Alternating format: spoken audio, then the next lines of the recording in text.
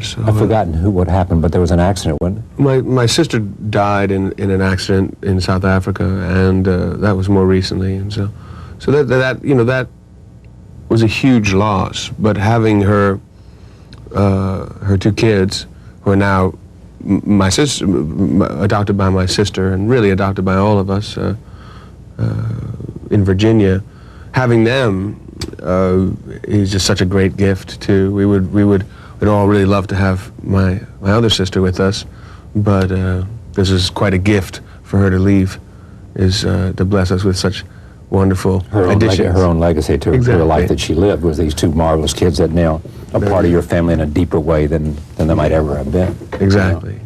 Do you write about things like that, or is it too close to the core of what? I think I find inspiration there.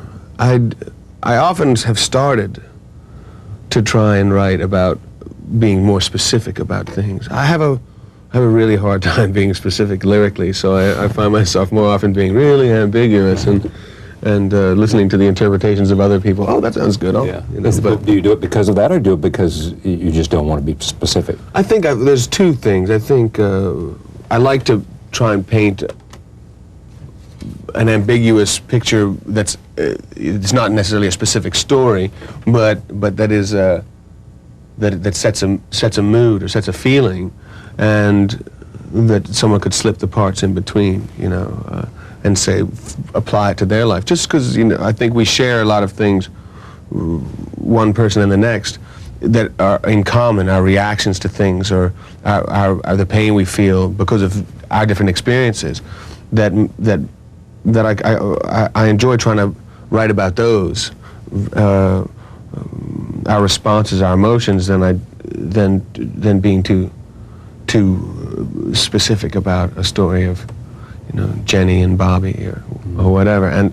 But sometimes I think more recently been trying to approach some topics that mean a lot to me. Do you ever want to just go back to a small club occasionally and just sort of do something like you used to do? Or is those days I enjoyed those days a lot, and I can't say that I'll never play in clubs again. Because some people have gone to stadiums and then retreated to smaller venues just because they want to recharge and they want to do something different. Yeah, I'm very exactly. I think it helps to do that, but I'm very comfortable in the stadiums at the moment, or the bigger venues, the amphitheaters. And what's it like for you? To get me through a day, you know, if you're going to perform at a stadium, and you stay up all night the night before and party all night, and then just help me understand this. Well, just play with my fantasy. I think we're one thing. I think we disappoint a lot of. Or maybe we make them really happy that our backstage and our after parties are really not all that extravagant, you know. Sort of. Come on, who are you kidding? No, but I'm not saying that I don't like to drink a few beers. I mean, it's so. I'm not. I mean, you can't be up there with all of that adrenaline and emotion. Oh no! And say, you know, let's have a quiet dinner, guys. No, but usually we're either driving afterwards, after the show, or we're going in, maybe we're driving, or we go to an Irish bar and sit where we're sure we won't see any fans, so we can have you know, drink our beers and get our buzz on in a quiet environment, with the Chieftains playing in the background. The Chieftains. But before you go on, who sets the playlist? I usually write it. Stefan writes it sometimes, but I usually, more recently, I've been, you know, how's this with everyone? Just because I'm comfortable doing it. I get in a habit. Somewhere? You have it written down somewhere? Yeah, I just write it down and then say, how's this, okay, and then we print up a few so everyone has one, and then, but, you know, often we'll say, well, let's not play that, let's play something else, or I'll start, you know. Can you afford to do that? I mean, with the kind of audience you have who knows the songs, who want the songs? I mean, if you don't sing something they want. We try and change the set, and we try and put in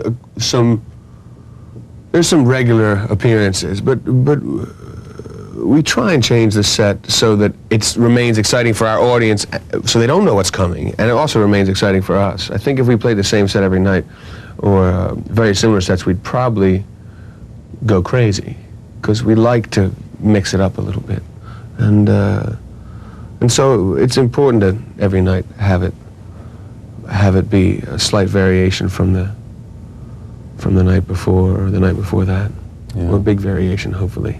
Would you make a documentary on tour? Does that interest you at all? We've thought about it. We've had some. There's been cameras Oh, I'm here, sure. there, but I guess that maybe there'll be a time for something like that. But at the moment, maybe I'll just keep playing, and then maybe there'll be some fun documentary glued together by VH1 in 20 years. Where are they now? Kind of thing.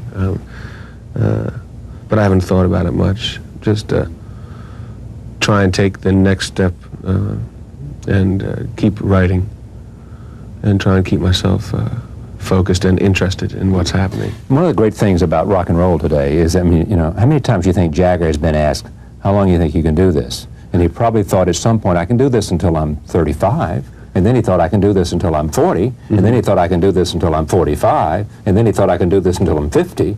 Now Well, he's now, I mean, it's now like, he stopped- stop answering the question, you know? Now I can just say, well, I guess When you until I'm look not at this, here. you just say to yourself what, as we sort of wind down here, that this is I'm a lucky man.